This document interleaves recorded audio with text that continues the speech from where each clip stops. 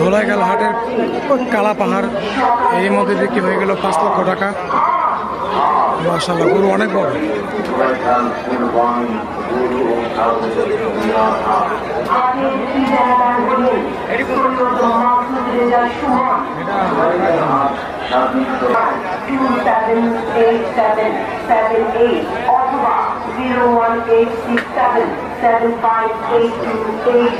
পাঁচ লাখ টাকা।